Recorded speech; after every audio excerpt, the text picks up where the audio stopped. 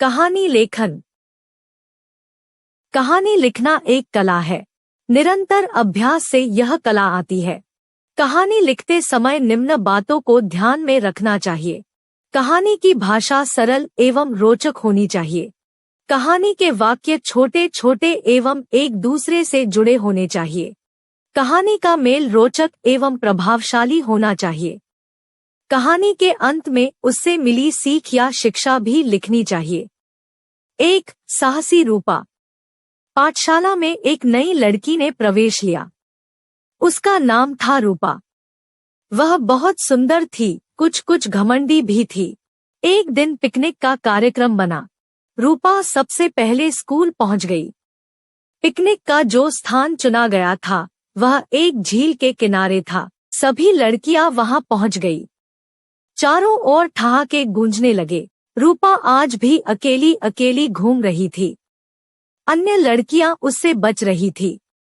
अचानक एक तेज आवाज गूंजी, बचाओ बचाओ। रूपा तेजी से झील की ओर भागी। उसने देखा कि उसकी सहपाठिन शांति झील में गिर गई है। वास्तव में झील के उस स्थान पर पानी कम और कीचड़ अधिक था। झील का वह भाग दलदल बना हुआ था। शांति उसी दलदल में धंसती जा रही थी। रूपा ने शांति से कहा, तुम धैर्यपूर्वक वहीं खड़ी रहो।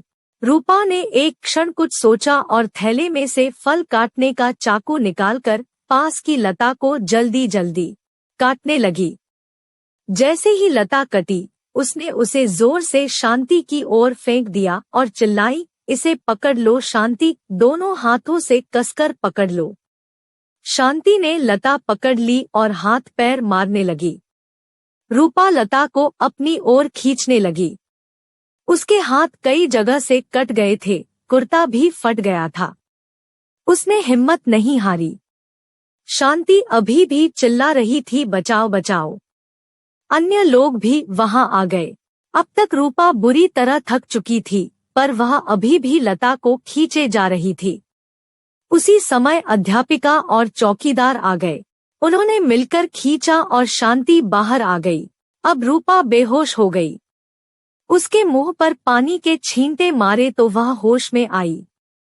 अब तक सबको पूरी बात पता चल चुकी थी। अब सभी लड़कियां रूपा के साहस की प्रशंसा करने लगी। अध्यापिका ने भी उसकी पीठ थपथपाई। शांति बोली, रूपा, यदि आज तुम न होती तो मैं नहीं बचती। हम तो तुम्हें घमंडी समझती थी, पर तुम तो सच्ची मित्र निकली।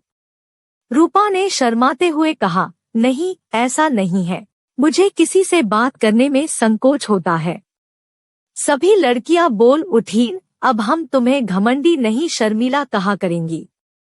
वातावरण में पुन ठहाके गूंज उठे। शिक्षा, परोपकार बहुत बड़ा गुण है। 2 गाने वाली चिड़िया। चीन देश के राजा का महल बहुत सुंदर था। राजा ने एक गाने वाली चिड़िया के बारे में सुना। यह चिड़िया महल के पास वाले जंगल में रहती थी और बहुत मधुर स्वर में गाती थी। राजा ने अपने सेवकों को कहा, जाओ जंगल से उस गाने वाली चिड़िया को पकड़ लाओ। मैं उसका गाना सुनूंगा। सेवक उस चिड़िया की तलाश में निकल गए। एक निर्धन लड़की ने बताया, जब मैं संध्या को घर लौटती हूँ, तब वह मुझे अपना मीठा मीठा गाना सुनाते हुए मेरे आगे आगे उड़ती चलती है। इससे मेरी सारी थकान दूर हो जाती है।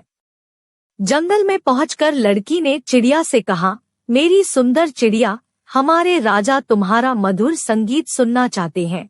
क्या तुम उन्हें अपना गाना सुनाओगी?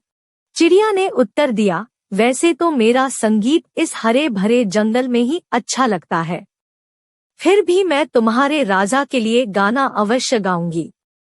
राजदरबार में गाने वाली चिड़िया के लिए सोने का कंगूरा बनाया गया। तभी उड़ती हुई चिड़िया वहां आई और मधुर आवाज में गाने लगी। उसका गाना सुनकर राजा की आंखों में आंसू आ गए। वह बोले, प्यारी चिड़िया, तुम यहीं हमारे पास रहो। तुम जो मांगोगी तुम्हें मिलेगा। गायिका चिड़िया के लिए सोने का पिंजरा बनवाया गया। पूरे राज्य में उसके संगीत की धूम मच गई। एक दिन राजा को एक घड़ी भेंट में मिली। उसमें एक चिड़िया बैठी हुई थी।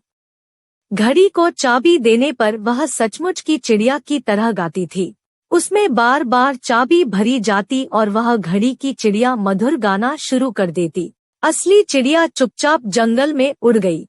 लकड़ी काटने वालों और मछुओं ने फिर से उसका संगीत सुना। वे सभी प्रसन्न हो गए। 5 वर्ष बीत गए। राजा बहुत बीमार पड़ गया। सारी प्रजा चिंतित हो गई। एक दिन राजा ने कहा, मुझे घड़ी वाली चिड़िया का संगीत सुनवाओ। घड़ी को चाबी दी गई पर चिड़िया ने नहीं गाया। राजा बेहोश होता जा रहा था। तभी सभी ने जंगल वाली चिड़िया का मधुर संगीत सुना। उसने राजा की बीमारी के बारे में सुन लिया था। वह राजा को अपना संगीत सुनाने आ पहुंची थी। जैसे जैसे वह गाना गाती, राजा की बेहोशी दूर होती चली गई। अब राजा बोला, प्यारी चिड़िया मेरे पास लौट आओ। नहीं, चिड़िया बोली, मुझे लकड़ी काटने वालों और मछुओं को भी अपना संगीत सुनाना है। हाँ, मैं तुम्हारे यहाँ प्रतिदिन आकर तुम्हें अपना संगीत सुनाऊंगी। आप जल्दी ही ठीक हो जाएंगे। धीरे धीरे राजा ठीक हो गया। सारे राज्य में खुशी की लहर दौड़ गई। राजा रोज अपनी खिड़की के निकट खड़े होकर उस चिड़िया का मधुर संगीत सुनता। अब राजा को एक बात समझ आ गई, जब यह चिड़िया निर्धनों के सुख के लिए महल के सुख को त्याग गई, तब मुझे भी महल में रहकर निर्धनों के सुख के लिए कुछ करना चाहिए। शिक्षा निर्धनों की सेवा सच्ची ईश्वर सेवा है।